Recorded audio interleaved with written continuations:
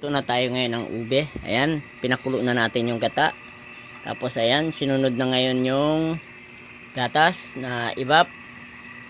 Bali, 2 lata. Ayan, pakukuluin yan. Susunod yung halo na rin tong condensed milk na bali 2 lata rin. Ayan, 2 latang condensed milk ang ihalo natin. Ayan. Bali 2 lata. 2 latang condensed milk. Ayan.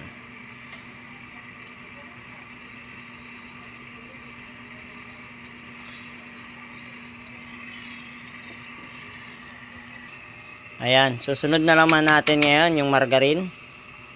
Ayan, lagyan natin ng margarine. Bali 2 kutsara margarine. Bali 2 lang. Ayan. 2 kutsarang margarine ang nilagay. Ayan, nilulusaw na natin. Tapos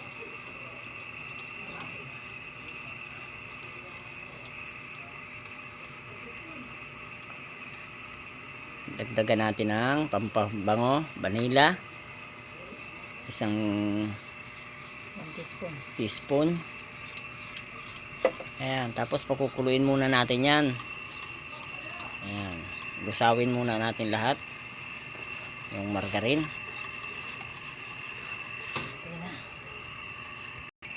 Okay, ayan na, lusaw na yung margarine natin.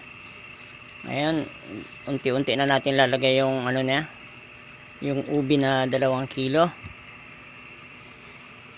Ayan. Ayan na yung ubi natin. Nilalagay na. Dahan-dahan lang yung lagay natin. 2 kilo na ubi. Ayan. Ayan yung ubi na talagang ubi. Hindi na tayo maglalagay mismo ng food coloring. Ayan. Natural na ubi. Ayan. Talagang kulay ube.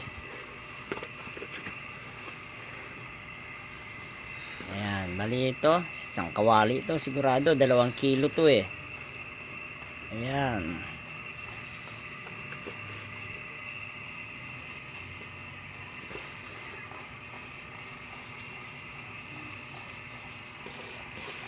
Ayan, lagay na natin lahat.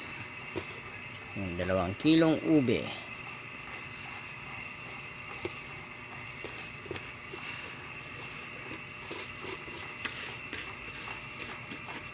Ayan, 1 kawali talaga. Ayan, bali yung apoy ay hihinaan natin.